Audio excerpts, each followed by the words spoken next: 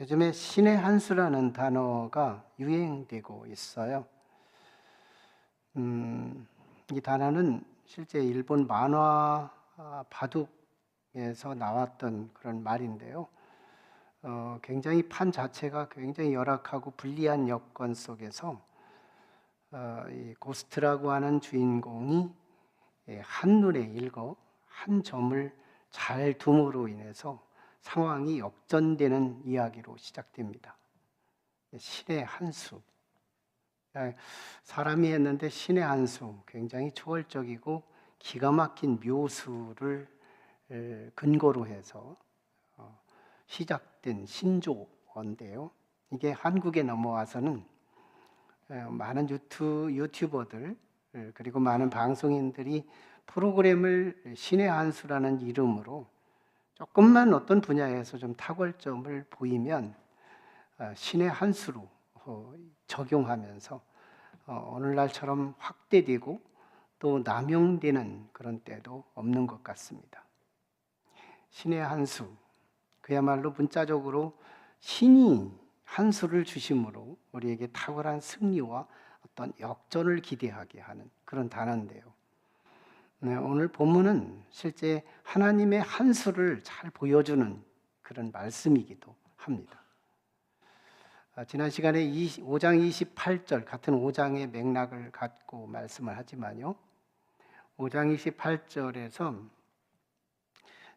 산헤드린 공회로부터 재체포되고 재소환이 돼서 대제사장, 즉 산헤드린이 재판이 되기도 하고 회의실이 되기도 하는 어떤 양대 사명을 맡고 있었는데, 재판장이었던 대제사장이 신문을 합니다.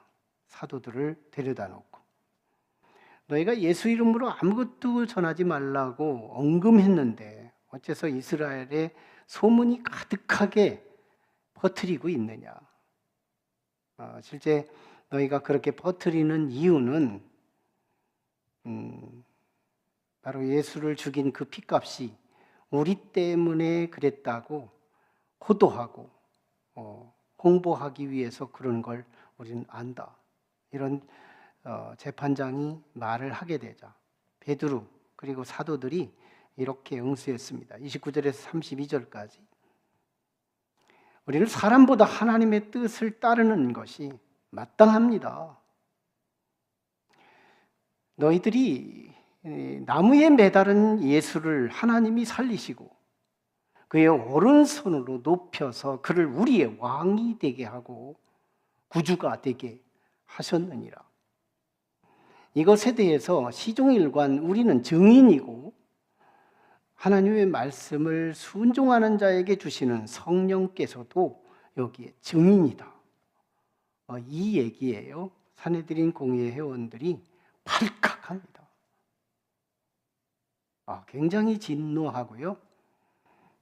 살기가 가득한 분위기, 아주 싸늘한 분위기를 만들어내요. 33절에 보면 그들이 듣고 크게 노하여 사도들을 없이 하고자 할세. 이게 우리 한글어 성경이 이렇게 밋밋한 표현이지만 원어로 보면 아예 예수님처럼 죽여 없앨 그런 아주 잔인한 표현들입니다. 그러니까 산헤드린 공회가 사도들의 그 몇 마디 때문에 자극을 받고 이번 판에 죽을 상황에 빠지게 된 겁니다. 그러면 우리가 이 사도들이 무슨 말을 했길래 저렇게 살기가 가득한 분위기가 됐을까? 사도들의 멘트를 29절, 32절 말씀을 다시 뜯어보면 이런 추정이 가능해요. 세 가지를 볼 수 있는데요. 우리는 사람이 아니라 하나님의 뜻을 따르는 것이 마땅하다. 이 선포에서 산헤드린 공회는요, 당대의 무소불위한 산헤드린 절대 권력, 인간 권력이죠. 이 권력에 결국은 저항했다. 공권력을 무시했다. 이렇게 해석을 한 것이죠. 공권력을 무시. 당대 어느 누구도 산헤드린의 결정에 이를 제기하지 않는데 그런 시대인데 저 사도들이 도대체 뭐라고? 사람의 말이 아니라 하나님의 말을 따르는 것이 우리는 마땅하다 하면서 그 공권력을 무시하고 있는 말. 기분 나빴다는 거거든요. 동시에 또 베드로가 얘기한 말들 중에 너희가 나무에 매달아 죽인 그 예수를 하나님의 손으로 일으켜 부활시켰다 하는 이 말 속에서 결국은 저희들이 온 백성들에게 책임을 전가를 바로 이 산헤드린 공회의 회원들한테 전가하고 있다고 생각을 하는 겁니다. 책임 전가. 지들이 잘못해가지고 불법을 행해서 결국은 네 스승도 죽었고 니들도 지금 죽여야 하는 판국인데 어째서 그 원인을 우리에게 돌리느냐는 거예요. 너희가 나무에 매달아. 그러니까 이게 굉장히 또 치명적인 불쾌함이 아마 인식이 됐을 거죠. 그 다음에 하나님께서 오른손으로 그들을 높여서 우리의 왕이 되고 주가 되었다. 이것에 대해 우리는 증인이고 성령께서도 증인이시다. 이런 얘기 속에서 당대의 헤롯 대왕이 우리의 왕이며 로마의 황제가 우리의 주군이고 이렇게 생각하던 산헤드린 공회가 얘들 죽이기에 법적으로 충분한 올가미가 됐다. 확신을 하는 거죠. 당대의 산헤드린 법 가지고는 사람을 죽일 수 없었지만 지금 사도들이 말한 얘기에 뜻하면 이것이 우리의 왕이요 이게 우리의 주라고 고백하는 말을 통해서 근거로 얘들은 벌써 헤롯 대왕에게 저항하고 권력에 저항하고 그리고 로마의 황제에게 저항하는 불손한 정치범이다. 이걸 가지고 저들을 죽이기에 넉넉한 자원을 획득했다고 본 겁니다. 이로써요 산헤드린 공회의 회원들은 꼼짝달싹 없이 죽을 수밖에 없는 거예요. 제자들이요 주변을 아마 둘러봤을 겁니다. 내 편은 누굴까?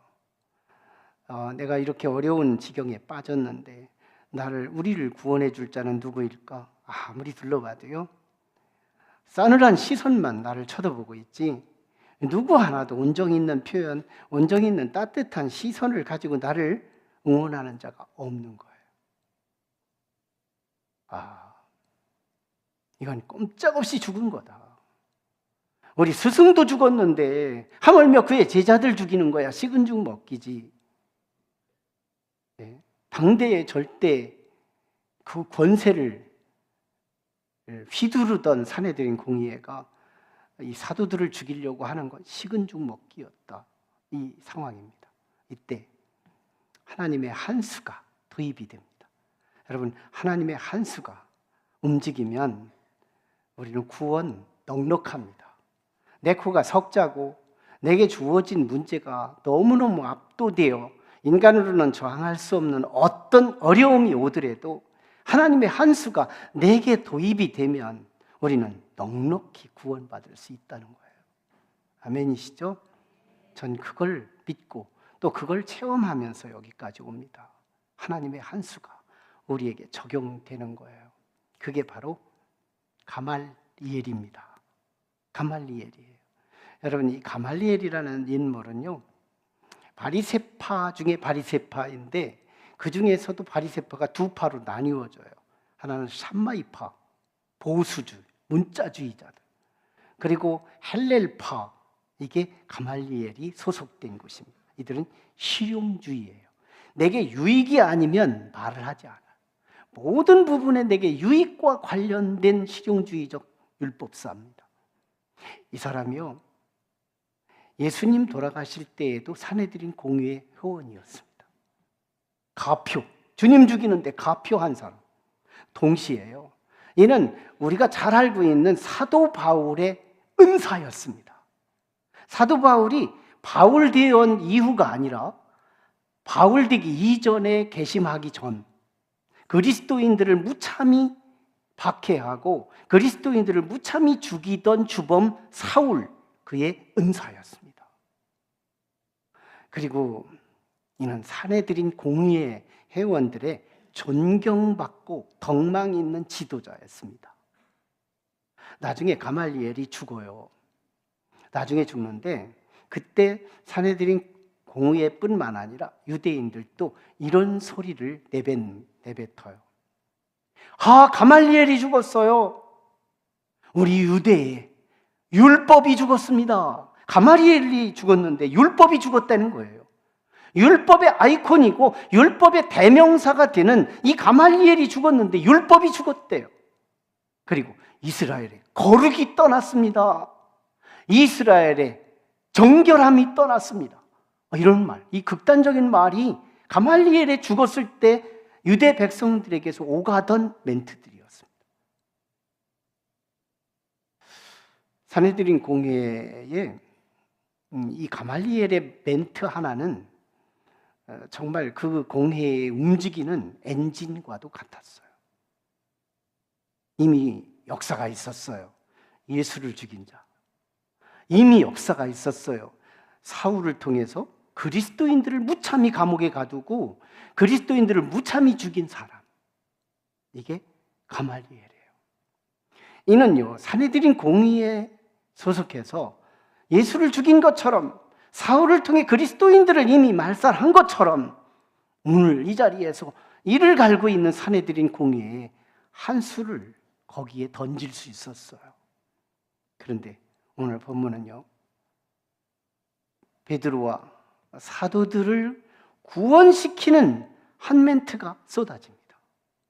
가말리엘이 얘기한 이 이야기를 오늘 본문에서 줄여보면요, 이런 얘기예요. 사도들을 밖에 나가라고 해라. 재판하다가 지금 하는 거니까요. 재판석에서 잠시 밖으로 나가라. 그리고 산헤드린 공의회 회원들끼리만 여기에서 이 가말리엘이 말을 시작하는데요. 두 사람 이야기를 합니다. 아마 예수님 오시기 직전, 직후 있었던 두 사람의 인물 이야기. 하나는 드다의 이야기예요. 드다의 이야기를 꺼내는데요. 드다가 어느 날 와서 뭔가의 가르침을 막 가르치니까 사람들이 모이는데 건 400여 명이 모이는 거예요. 400명이요. 모이면 대단한 힘을 발휘합니다. 정치하는 사람들도 어떤 위압을 느끼는 거죠. 400명을 끌고 다니니까. 그런데 당대의 총독이요, 이 드다를 처형해요. 그렇게 시끄럽고 그렇게 소요를 일으키던 주범 드다가 사라지니까요, 400여 명이 따르던 자들이 다 흩어지고 말아요. 아무것도 아니었네. 두 번째예요. 예수님 오실 당시에 유대 땅에 인구조사를 하게 되자 여기에 반기를 들었던 유다가 하나 있었는데 이 반기에 같이 동조했던 유대인 세력들이 또 많이 일어나게 됩니다. 그때 그 유다가 또 처형이 돼요. 그러면서 나머지 따르던 종자들도 다 한순간에 흩어지고 말아요. 그리고 가말리엘이 말을 정리합니다. 여러분,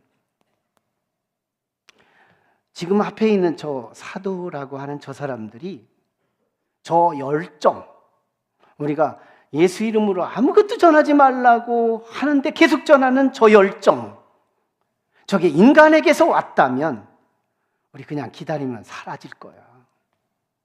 그냥 내버려 좀 두고. 그냥 인간에게서 왔다면 잠시 반짝했다가 사라질 거야. 그럼 뭘 힘쓰냐? 또 하나는 만에 하나 저들의 저 에너지가 하나님에게서 왔다면 너희들은 그거 제재할 수 없어. 그리고 우리는 오히려 하나님을 믿는다고 하는 산헤드린 공의원들, 유대인들이 하나님께 반역만 할 뿐이야. 그러니 얘들 내버려둬. 이게요, 산헤드린 공의에 누구도 이견을 내놓을 수 없는 거예요. 아마 우리가 들어도 공감되잖아요. 누구도 이견을 내놓을 수 없는 공감. 산헤드린 공회의원들이 다 공감을 하는 거예요. 그래서 구원을 받았다는 얘기거든요. 자, 이쯤 되면 우리는 어디까지만 보이느냐면 이 가말리엘까지만 보이는 거예요. 가말리엘이 구원 투수였구나. 우리에게는 가말리엘 없을까? 내 삶의 현장인 가말리엘이라는 이런 이런 나를 구원할 만한 공감될 인물이 없을까? 이러고 우리는 찾다가 없으면 절망해요. 낙심해요. 또 그보다 더 근본적인 구원의 한 의지가 있습니다. 여러분, 내 곁에 하나님이 나를 구원하려고 하는 의지가 있으시면 우리는 어떻게든지 구원되는 거예요. 하나님께서 나를 구원하려고 마음을 먹으면 어떻게든지 구원이 된다. 하나님의 의지가 중요해요. 하나님이 구원하려고 하는 의지가 없으면 아무리 살 조건이 많아도 안 된다는 거예요. 하나님이 구원할 의지가 있느냐는 거예요.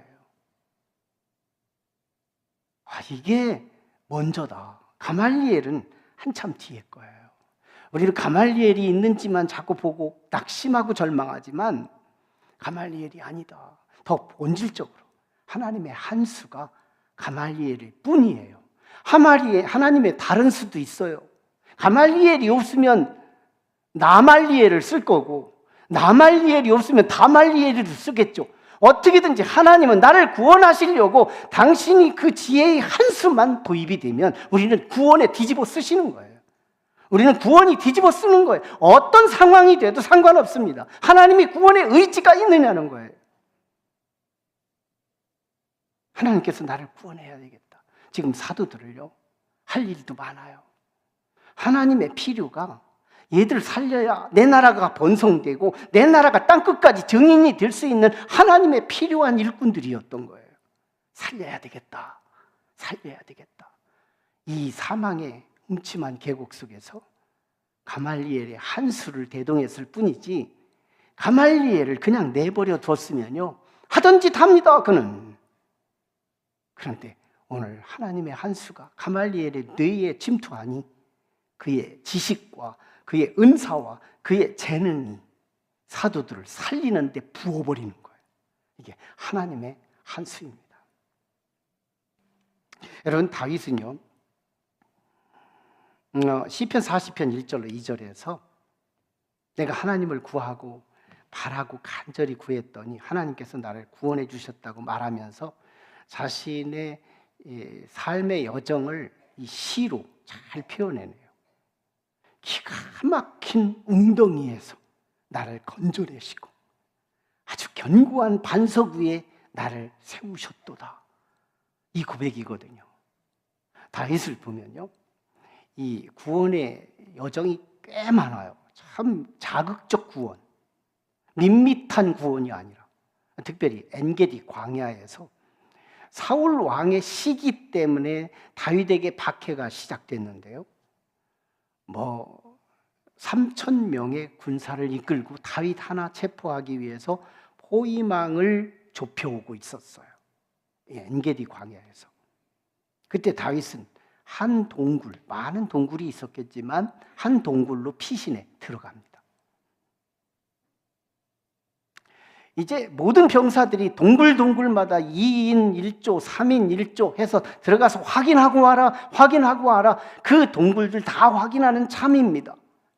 그런데요, 사울 왕이 진두지휘하는 지도자로 현장에 왔는데 궁궐에서 대변 보고 오지 뭘. 왜 그때 다윗의 그 동굴 앞에서 왜 변이 마렵냐고요. 왜 거기서 큰일이 자꾸 마렵느냐고. 이 타임, 하나님의 한수, 이 타임을 보시라고요. 참 이게 전율스럽잖아요. 그때 왜 똥이 마려워. 그래서 동굴 앞이니까 또 그 동굴 들어가야 되잖아요. 만백성 3,000명의 군사들 앞에서 그 사울 왕이 채통 지키지 않고 거기서 쌀 수는 없어요. 그 동굴에 들어갔네. 하필이면 다윗이 들어간 동굴이야. 다윗은 들키지 않았지만요, 거기서 똥을 아주 푸짐하게 싸놨습니다.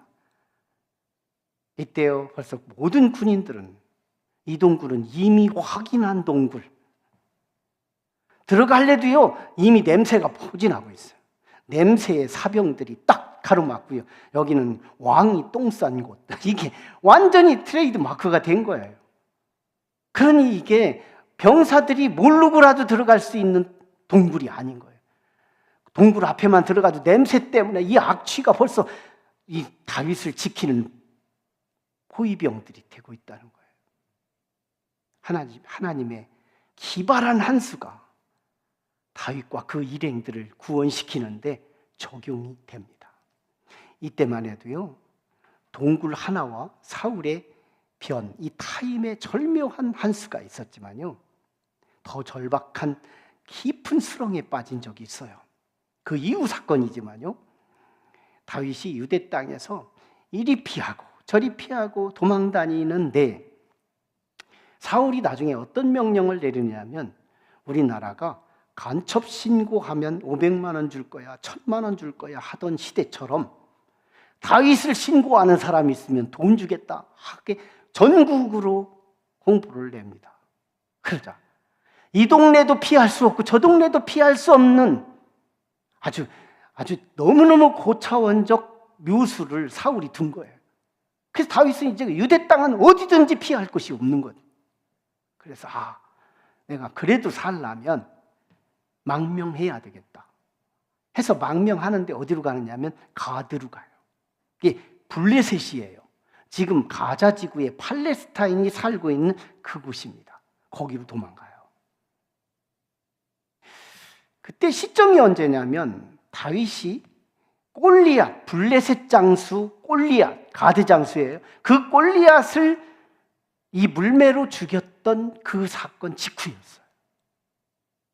그러니까 이 블레셋 사람들은 다윗이라는 이름이 너무너무 익숙하고 이미 뜨끈뜨끈한 기억 속에 있는 거예요. 그 조그마한 다윗이 이 엄청난 자이언트족인 이 골리앗을 죽였다? 다윗을 한번 보고 싶다. 어떤 누굴까? 이러고 있던 시점이에요. 근데 국경선을 넘어가자 웬걸요? 사람들이 알아보기 시작하는 거예요.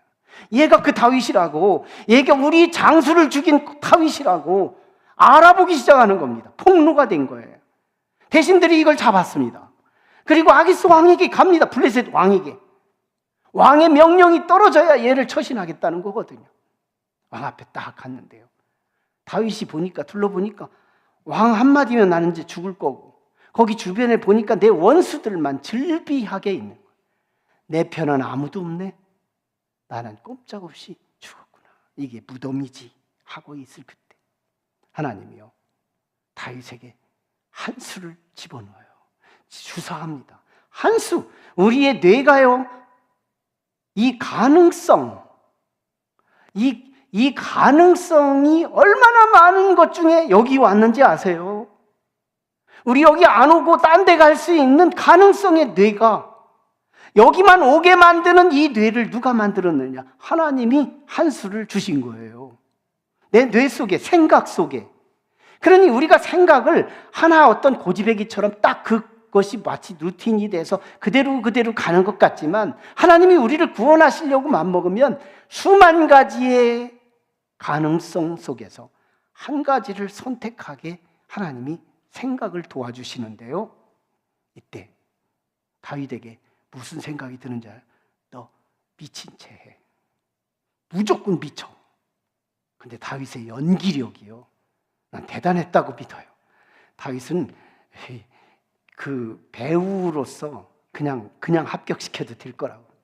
얼마나 연출을 잘했는지요. 미친 자의 침은 침대로 흘리지요. 행동도 막 믿음직스럽게 미친 자처럼 모습을 보이는데요, 이때 아기스 왕, 즉 블레셋 왕이 뭐라고 말하느냐면요, 우리 땅에 미친 자가 없어서 수입한 미친 자를 왕한테 가지고 왔느냐?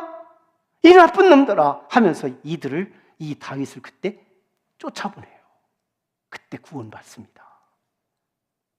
나는 이게 객관적이고 그럴싸한 이 어떤 이벤트가 도입에 대해서 우리를 구원하는 게 아니라 하나님의 한 수만 적용되면 우리는 구원 뒤집어 쓴다. 하나님의 한 수가 중요해요. 어떤 남자가요, 낚시를 갔어요. 하루 종일 낚시질을 하는데요, 그렇게 안 잡히는 거예요. 저녁이 돼서요, 빈손으로 나와서 육지 가까이 횟집에 가가지고, 아주머니 광야 4마리만 주세요. 내가 아내한테 내 낚시로 잡았다고 할 거예요. 그랬더니 그 가게 주인이 그러더래요. 아저씨, 우럭이 나을 것 같아요.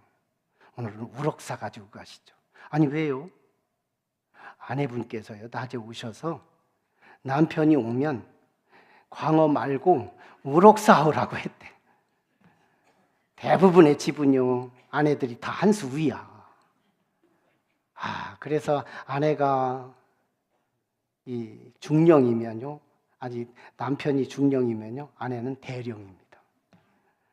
남편이 대령이면요 아내는 별입니다. 대부분 아내들이 한 수 위야. 그래서 남성들이 시간이 가면 자꾸 이렇게 허리가 구부러지고 아내들이 기승을 부리는 이유가 한 수 위 때문에 그런데요. 하여튼 사람의 한 수도 언제나 그렇게 적용되는데 하나님의 한 수, 이게 얼마나 위대하냐고요.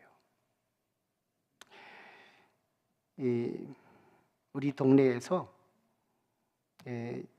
우리 교회가 제일 막내 교회지만요, 저의 삶 개척하기 전에 제가 한 가지 경험한 것이 뭐냐면 피아노 학원을 조그만하게 얻은 적이 있어요. 논산 2개라는 곳에서. 그런데 그 2개는 괴물 학원이 하나가 있었습니다. 우리가 가기 전에 벌써 역사적으로 조그마한 학원들이 들어오면 잡아 삼키는, 아주 피를 말려가면서 그 세력화하는 학원이 하나 있었어요. 어느 학원도 오면 얼마 있다가 망하는 거예요. 우리가 그 대상이 됐습니다. 그러고 가보니까 그런 거예요.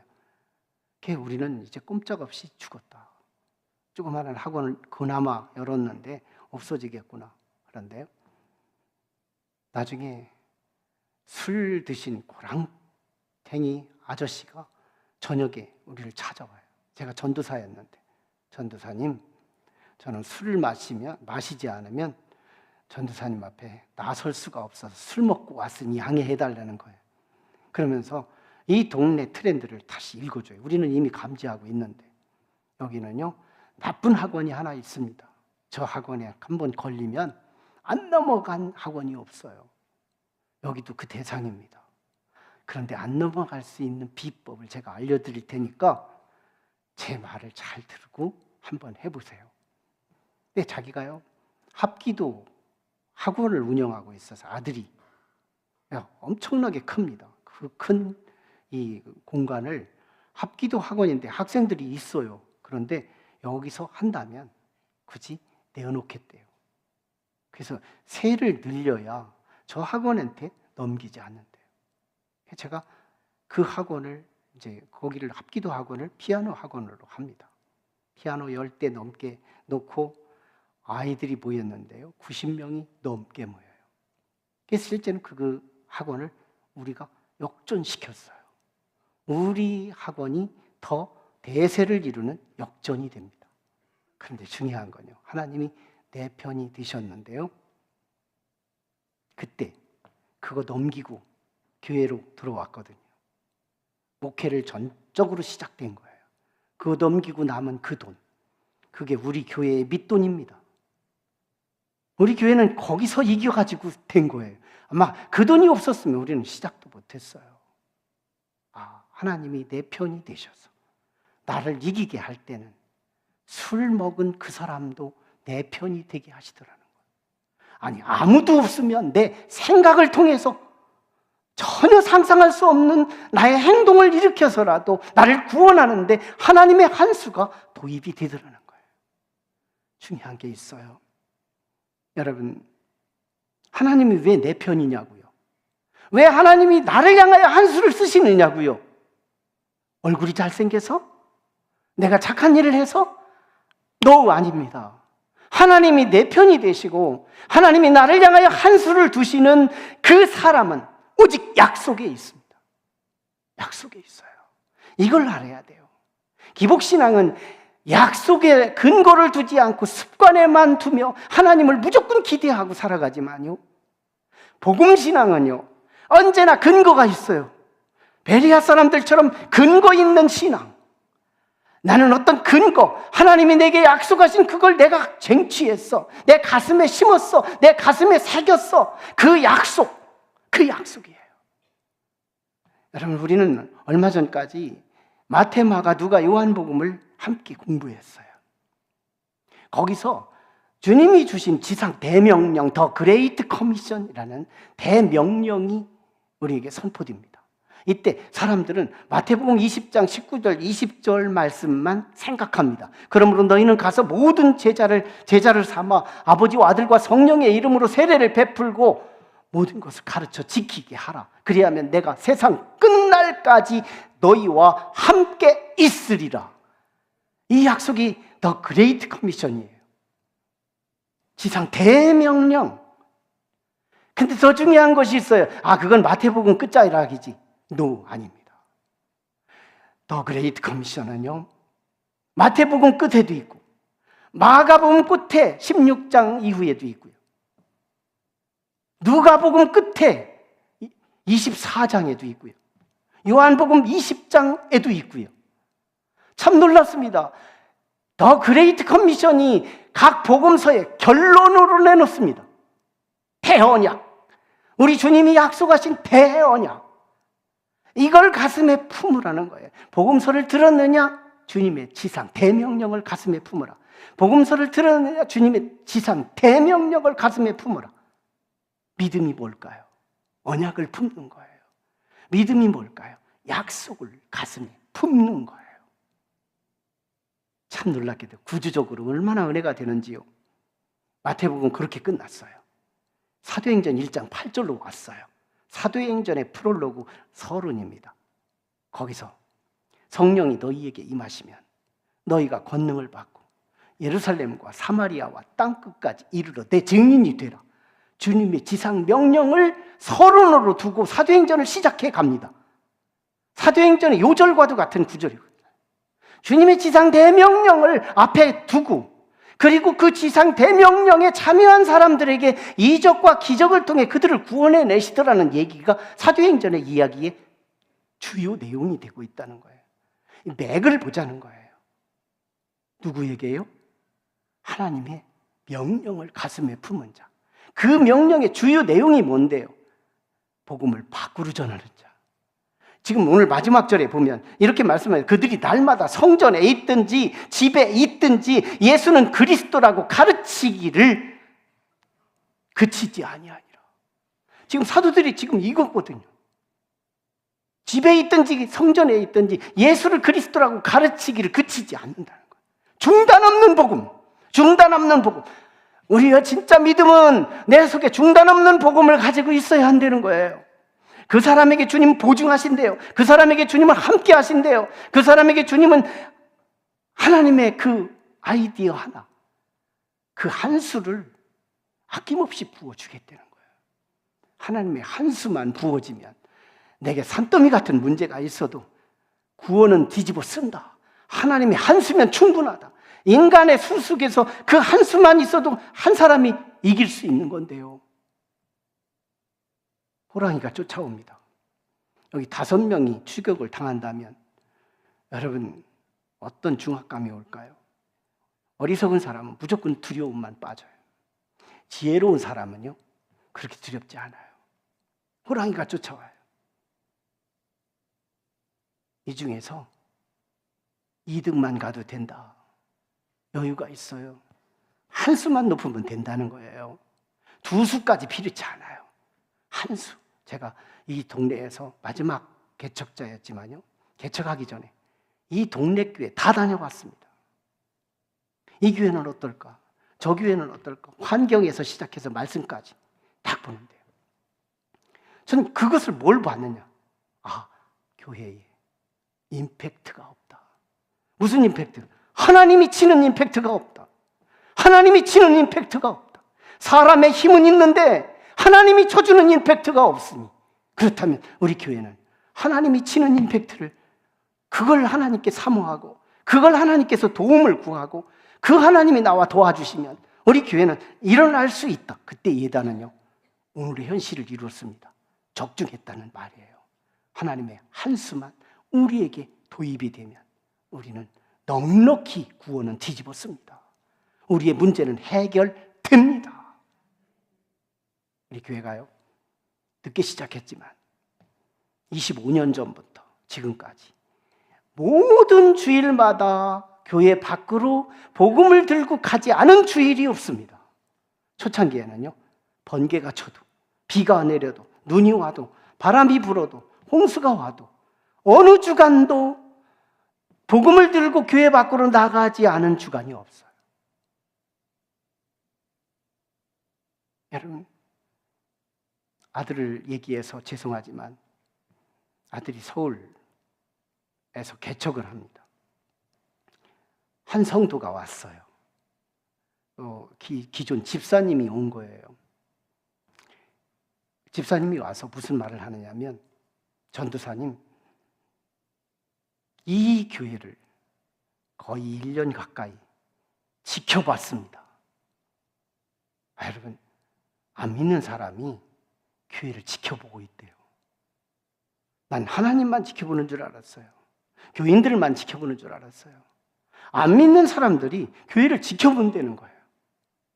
그러면서 내가 이 교회를 섬겨야 되겠다고 작정을 하고 등록을 한다는 거예요. 여러분, 지금 개척교회가 30여 명이 모입니다. 한 영혼을 소중히 여기며 매주 복음을 전하는 거예요. 매주 밖으로 나가서 먹을 걸 나누고 뭔가를 막 나누고 뭔가를 자꾸 주면서 계속 나누는데요, 믿음에 상실했던 사람들, 주변의 사람들이 이 교회를 주목하고 있다가, 아, 이 교회가 살았다. 밭이 좋아서가 아니래요. 비전교회 많은 그 지방에 밭이 좋아서가 아니라 복음을 교회 밖으로 전하는 교회, 이 교회가 살아있더라. 마찬가지예요. 우리도 이제 복음을 전하는데, 복음을 전하는 성도는 두 종류예요. 말할 때마다 예수 믿으세요, 예수 믿으세요 하는 이런 복음주의자가 있고요, 어떤 사람은 예수 믿으라 소리 안 합니다. 오늘 또 커피 사주고, 오늘 또 섬기고, 내일 또 예수님은 말 한마디도 안 하고 섬기기만 합니다. 계속 은혜의 빚을 주는 거예요. 이게 복음주의예요. 이 지혜로운 복음주의자죠. 계속 침묵하고 섬기다 축제주일 때 결정적으로 저하고 한번 교회 좀 갈까요? 오면 때가 된 거고, 안 오면 아직 안 익었구먼 이러고 고구마 전도처럼 젓가락 한번 찔러보고 안 들어가면, 딱딱하면 다음번 때까지 또 한번 군부를 떼면 되는 거잖아요. 또 섬기고 또 섬기다 또 다음 축제주일 때 한번 저하고 가볼까요? 받은 은혜가 빚이 크니까 그들이 움직여서 교회로 온다면 우리는 누구나 할 수 있는 일입니다. 주님의 더 그레이트 커미션, 그걸 가슴에 품은 자. 주님은 살릴 이유가 있잖아요. 주님은 이 사람을 복 주실 이유가 있잖아요. 주님은 이 사람을 건강하게 할 이유가 있잖아요. 주님은 이 사람의 문제를 해결해 줄 이유가 있잖아요. 얘를 살려주면 하나님의 나라가 번성하는데요. 얘를 살려주면 하나님을 시원하게 해드리는데요. 우리의 신앙의 비밀이 여기에 있어요. 비밀이 여기 있어요. 주님의 한 수가 아무한테나가 아니래요. 주님을 향하여 약속을 붙잡은 사람, 더 그레이트 커미션, 이걸 가슴에 품은 사람, 보증한다. 너의 질병이라도 걱정하지 말고, 너의 물질의 문제라도 걱정하지 말고, 너의 가정의 관계의 문제라도, 직장의 문제라도, 어떤 문제라도 걱정하지 말라. 주변에 내 편이 없어도 괜찮다. 그 기가 막힌 웅덩이에 빠지더라도 높은 반석 위에 나를 건져 올려주실 그 하나님의 한 수, 이게 오늘 우리에게 약속합니다. 여러분의 가슴 속에 그냥 아무런 언약도 없이 빈집에서 하나님을 향한 기대만 있지 말고, 하나님을 향한 내게 맡기신 그 복음, 그걸 마음에 품고 믿을 때, 진짜 믿을 때 우리는 이제 복음을 전하는 자로 사는 거예요.